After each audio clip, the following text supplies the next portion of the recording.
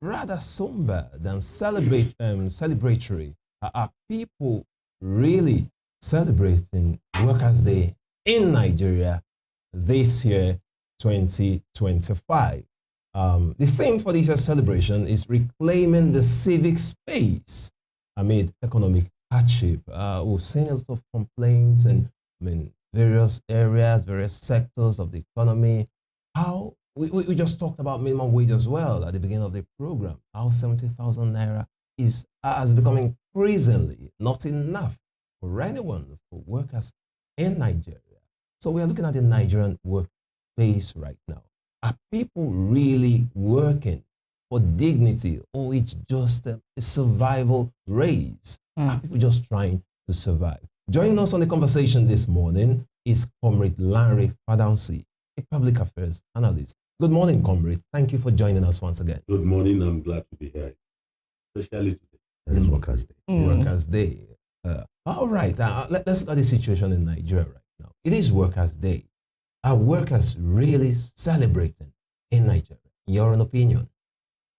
Well, in Nigeria, workers are not celebrating, and I don't think we should be cosmetic about that. There's nothing to celebrate. I think it was there in the studio here that I said, even that 70,000 is an insult on anyone, because you cannot even buy one person food, living food for a month.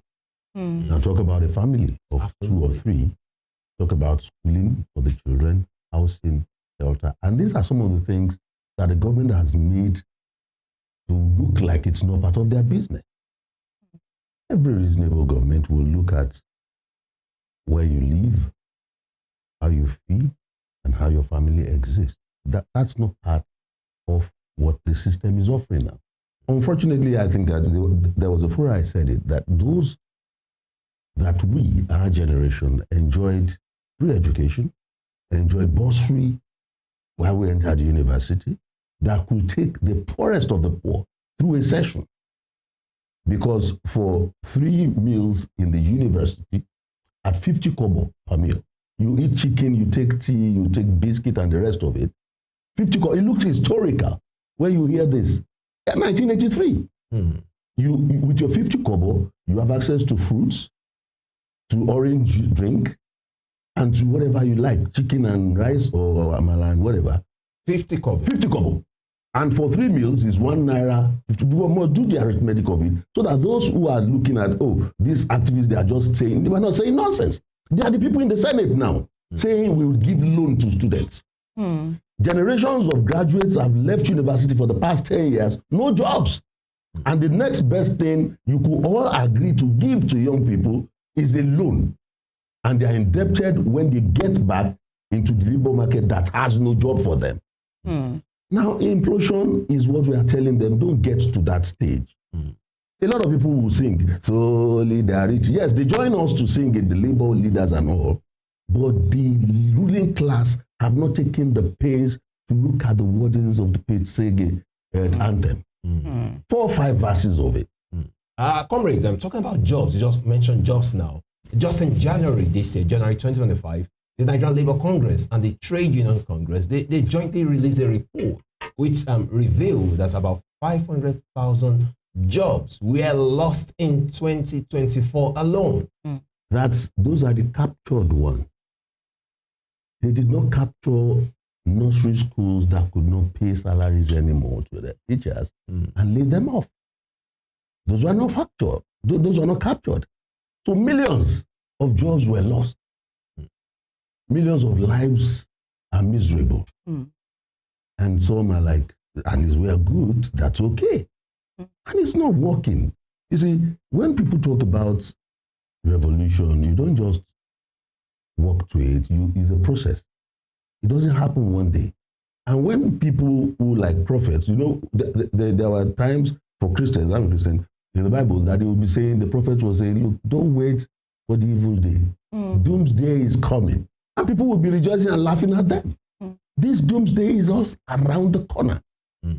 And here in this studio, I said it, that look, to me, I want all the regular politicians to go to one party so that Nigerians can be on the other side as your position. Is it not happening?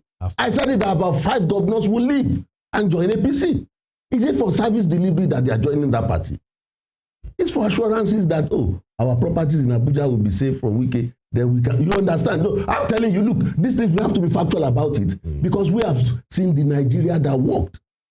I told you, I experienced it. We had senators, I won't mention names, in the Senate that were student union leaders in the university days that are part of that Senate that we all enjoyed. I had, it's not being braggadocious, I was a child of a civil servant and a petty businessman, but I had more than enough to be a high class because the system was working for my parents. My mother will get car loan every 4 years to buy a new car, not Tokumbo. Civil servant. So what have we done to them today? Mr. Fadanse, just to lay there, what do you think happened? You know, was there a labor union at the time you're talking about, 1983? Were there workers, facing challenges as well, even as things were, so working fine, as you said, at least for majority of the people? And now, if there were, how did we get to this point? What happened along the line? What happened? Now, Niccolo Machiavelli is a teacher, has his own kind of students, and a great author too. I like his books. Yeah, but there's something about his devious in a way, and situational in his own context. He wants power, and if you want to get it, there are ways to it. And so we are being ruled by students of Machiavelli who believe you must pin down some to step over them, who believes you must wield power to hurt at times because you want to get your goal. And so we lost it when people without pedigree, I'm telling you this because I was on a platform we were discussing, and I said, look, some of us, people think it started just one day that you became an activist. No, I'm not a sovereign person. I must tell you the truth. Because I don't need more than I want. I don't run after petty things because I've captured by wisdom the tyranny of the flesh. They say the flesh is weak, so you want too many things, and then you want to be like, I don't want to join the Joneses for no reasons whatsoever. It's not that one, but I'm saying we lost it when we started allowing people without pedigree, without background. There are things, they say, a good name is better than gold and silver. Do you know the difference? Gold, silver, you are now saying a good name. What does he offer you? So those people don't care about the name. They can even throw their name away and look for another. They will be Edward in America, and you'll be wondering, how can a Nigerian say his name is Edward? You get some of those funny things have happened to us as a nation. The likes of Awolowo have led this nation. And they were like, we must develop and we must help the poor stand up. Do you know that, and Awolowo said, it is the duty of any reasonable government to get jobs for his citizens. Even if you want to tell them to go and put water in a well, which is not necessary. Do you get it? Absolutely. But the money you pay to that person will turn the economic wheel around, because it is not the money they pack in the vaults, they put in bullions, that turns the economy around. Is what goes into the hand of artisan A, that he collects his wage, income, living good, and he can buy 2 bowls of rice from the woman selling rice, 2 of beans from the one selling beans. So that's little in his hand, he's redistributing and he's going around. But when some pack it somewhere, and then the rest have no access to, they now hold their hand and wonder. And they keep praying to God, and early morning, everything, midnights, and people are praying. But the work to it is like prophets were warning that they should be conscious. And the most time they should have been wise enough to understand is now. That all of us, the political class, for like 2 years now that Ashwaju has been in government, we have been hungry because our party is not there to carry the milk. Maybe we should join them. That's what is driving all of those people. But it's better. Let all of those go on one side. Let the people be on the other. Mr. But that might lead to something they are not. All right, comrade. Quite unfortunate right there. I'm talking about the plight of Nigerian workers in Nigeria today. We talked about the minimum wage, which is not even enough, the 70,000 naira. But comrade Fadansi, it might interest you to know. Let's look at some statistics here. That not even everyone is getting the minimum wage. According to a report released by Budget, only 13 states, are currently implementing the 70,000 naira minimum wage as of April 2025. In March 2025, Nigeria's National Bureau of Statistics reported a headline inflation rate of 33.2%, with food inflation soaring to 40.01%. That's the reality. So even a 70,000 naira minimum wage, just 13 states, according to this report, have implemented it. So what exactly do you think is happening in Nigeria? 70,000 is not enough, but they are not even getting it. Well, this the same point. 70,000 that we're talking about, you and I, let's analyze it. Just one person wants to eat eko. You know, eko is about, is it 200 naira now? And akara 200 naira in the morning, in the afternoon, in the evening. That's 1,200. Just eko and akara. It's not even adding bread and with water. Maybe you don't even factor the cost of water because water production is done by everybody in their homes now. So 1,200 for one person, and he has a wife. I'm afraid it's not enough. 1,200 for the wife. That amount of echo for one person. It's not even enough. That's what I'm saying. Now, I'm afraid. for a day, you are talking about like 5,000 naira, just food. 5,000 times 30. 150. So 5,000 times 30 is already 150. Just echo and a. The housing is going to pay rent. The children are going to go to school. They will have uniforms and stuff like so it is irrelevant talking about that 70,000. That's the bottom line. Now beyond that, you are now looking at what the people paying who are not even paying that 70,000 are earning. You see, you must come at par with what you offer people. You must use that to gauge the system that works everywhere in the world. Go and look at it. Is that to each according to his need, from each according to his capacity or ability. So every Nigerian has a right to get needs met, not wants. And to get needs met, you must ensure feeding, you must ensure housing. And so when they call it hype or whatever, that, oh, this guy is building houses in Burkina Faso for all the citizens. These are some of the things that leaders have done even here. Majority of those owners of Jakonde Estate, you all drive through, you all see it. Even if Jakonde built it, and those who were occupying them were civil servants who paid over a period of their service from their income to be owners of those. That is what a sane society does. That is what their children do in England. They live in council flats because they were born there. They're not they're Nigerians.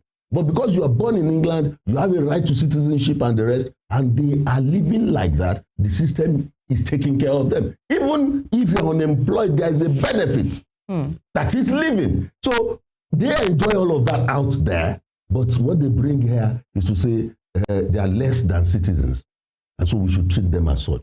Now, let me probably jig.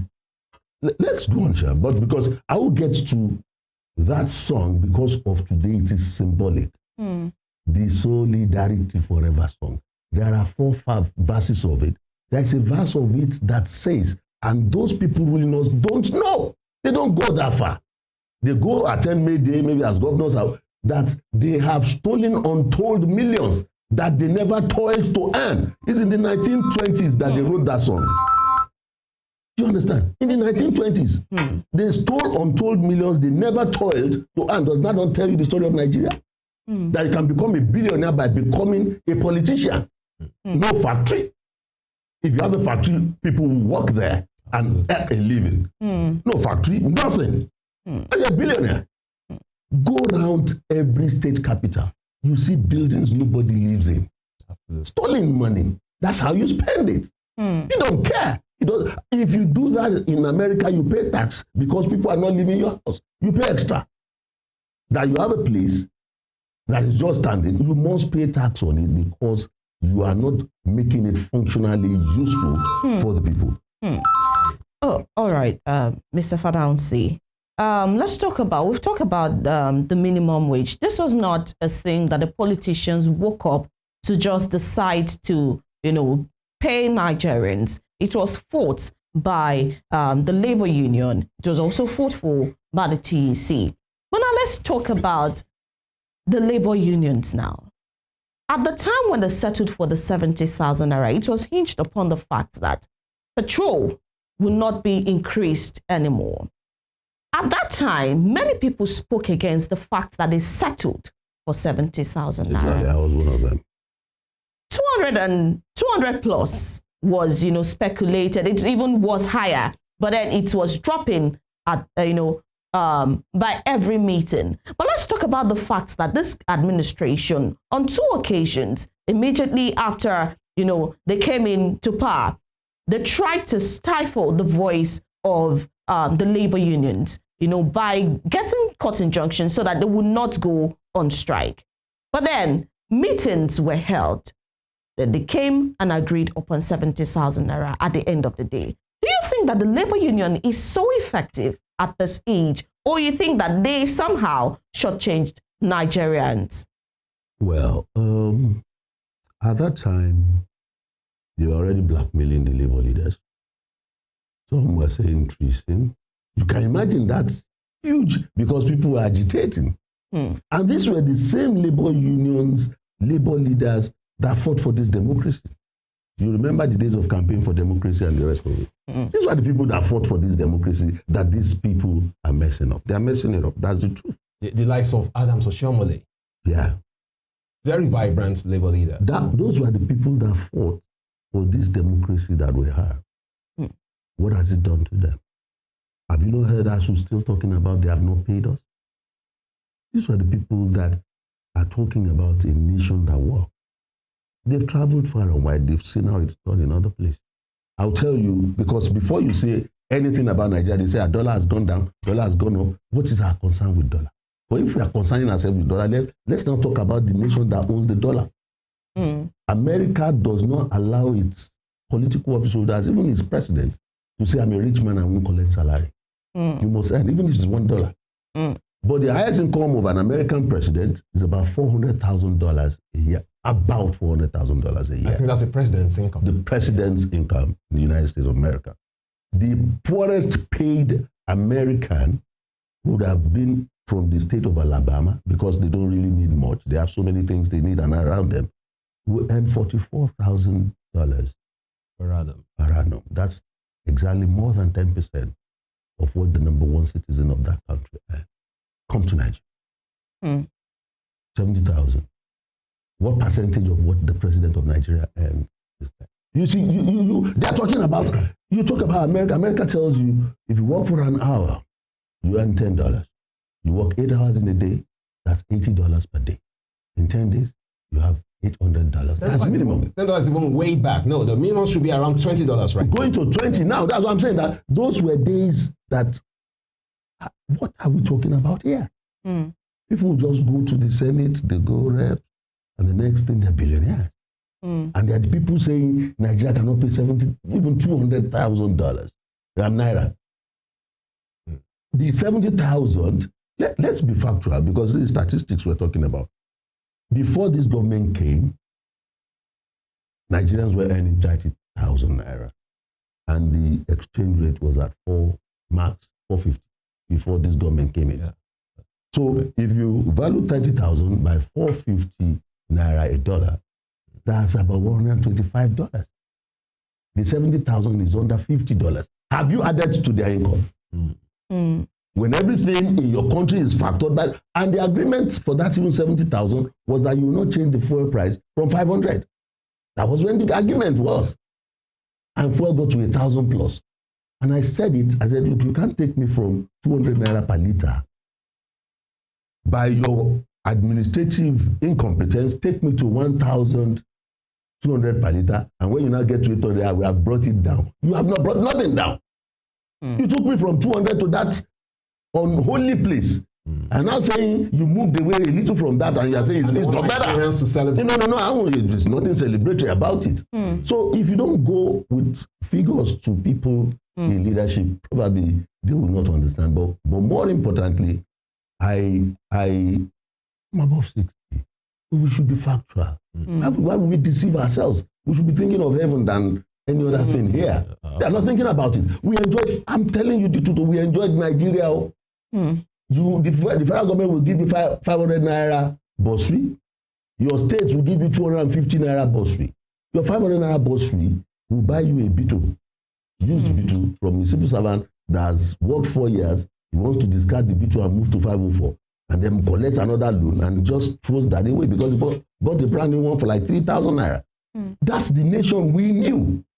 So let nobody come and start telling us sanctimonious things about the population has increased. The income too has. All right, comrade.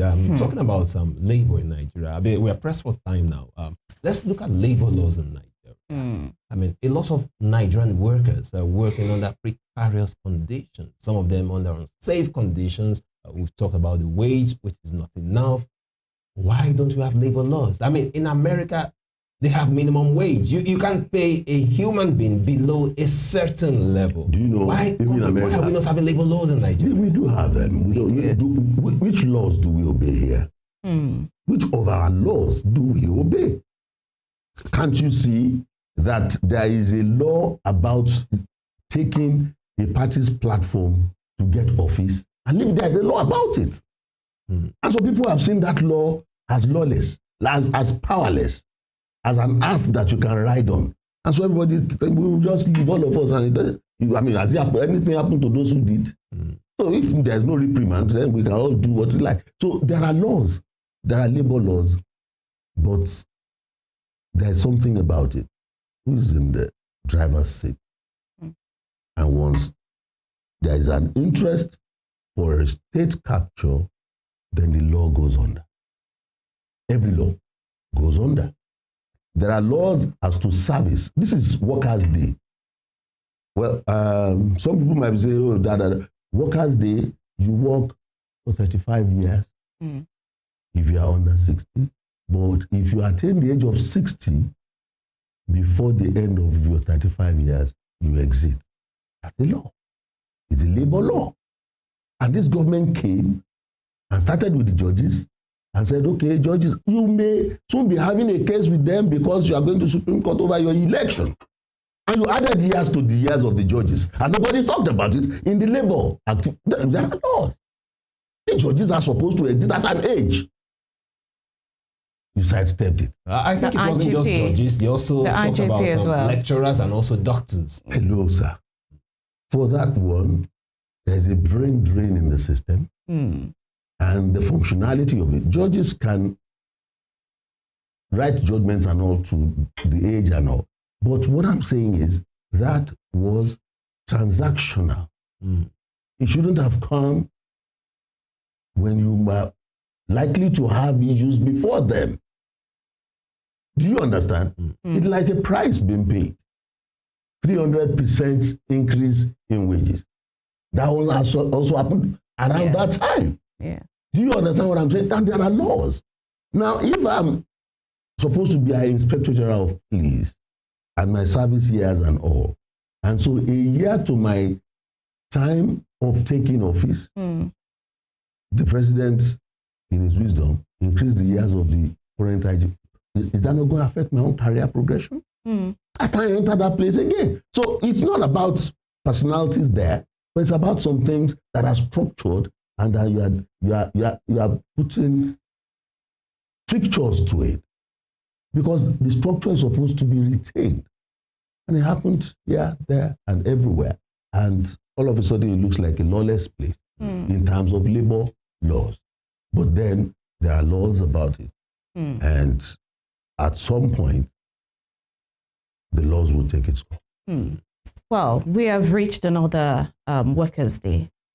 Celebratory or not for workers, what are the germane questions discussions that should be going on around Workers' Days? I mean, dialogues that workers should be having with labor unions and in turn with the federal government, with stakeholders today to better the lives, the working conditions, and to stop the brain drain. How does Nigeria move from where it is? I mean, dilapidated conditions of the health sector, I mean, and the education too is suffering. So what are those germane questions that should be taking place today to better working conditions in Nigeria? Now, the first thing, and I think we as Nigerians should look at it that way, is that unlike before, now you see the labor unions directly active in political circles. They are taking interest now. Talk about number. In every local government, the political class there are not more than 30 in the workings of the local government. The workers there in the minimum about 300. Let all workers stand together. Let them be involved in the politics, because the moment you give it to people, and we have seen it, it has happened there. The nation is not growing because some people will sleep in coffins for Godfather to say, I will put you there, even if you don't deserve it. If you don't have the credit, we have heard of people in the National Assembly without certificates. They get proxies to go and take exams, and then they say they are certified. And at the end of the day, they'll find out and they'll say they will. But then that kind of leadership that pays people that are undeserving. And the best way to get maximum returns to yourself is to put the wrong person in the right place. That you know there are far better people than you, 4 or 5 people better than you. I put you number 6 to go and be number 1. Just to have control. Yes, for that control, absolute control. So what benefits do you think the system gains from that? So the workers are involved in politics now. Yes, call it partisan politics. They call it labor. They call it anything. But they are involved because they have realized, standing on the sidelines. Now, and Oshiomhole that was leading workers is part of the Senate now. The Oshiomhole that was leading workers is not talking about the impropriety of that minimum wage. He's not vociferous about it like he used to be. Is that fair? You recall the time that Professor Adeyeye snitched on that. Look, this salary we are paying, I said, it's crazy. He said, shut up or you leave here. Don't better design. How can you be saying what we are? That's ungodly. Absolutely. We have had leaders that led. Look, I will tell you, I saw the picture. Chief Obafemi Awolowo started universal basic education for all, so that everybody will be educated. Took his own son to Methodist Agbeni in Ibadan, a public school. The late lawyer, Segun Awolowo, took him to a public school as premier. Now tell me the teacher that will not teach well in that school. We attended schools that our school principals had their children in school with us. But now our leaders are building schools their families cannot go to. They are building hospitals they cannot go for treatment. That is not leadership. That's dealership. They are interested in the contract of the building. Thereafter, they move away. They have taken their case. You can't have good leadership with dealership. The two cannot work together. Absolutely. They cannot work together. You must be a leader in all ways, and you must capture. It's the tyranny of the flesh. You have a limousine. I want to have one.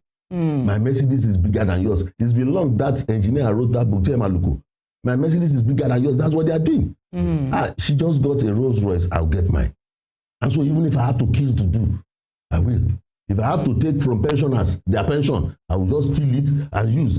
And nothing will happen. Now, have you seen anything happen to him today? So all these things, it's repulsive. It's agonizing. But we'll keep talking about it because by the time majority of Nigerians, they have seen the true colors. And it's not as if Nigerians don't know the true colors. They know the true colors. And so let people migrate to where they want to migrate to. Nigerians know the true colors, and the true colors will not make Nigerians show their own rainbow. Absolutely, Comrade Larry Fadansi. Nigerians know the true colors. I really wish we had more time to talk about this. So much to talk about, so much. But unfortunately, we have to put an end to this segment, and we'll continue with this conversation because we cannot stop talking about workers and workers' welfare in Nigeria. We've been speaking with Comrade Larry Fadansi, a public affairs analyst. Thank you for joining us. Thanks for having me today. Very special day. Absolutely. Special day for workers. If you're out there, you're a worker, just give yourself a treat. You deserve it, no matter how small. It's Workers' Day. I know it's not easy. I know most of us are not celebrating, but again, just try to give yourself a treat. We'll take a short break right now. When we return, the conversation continues with another topic and another guest. Please stay with us.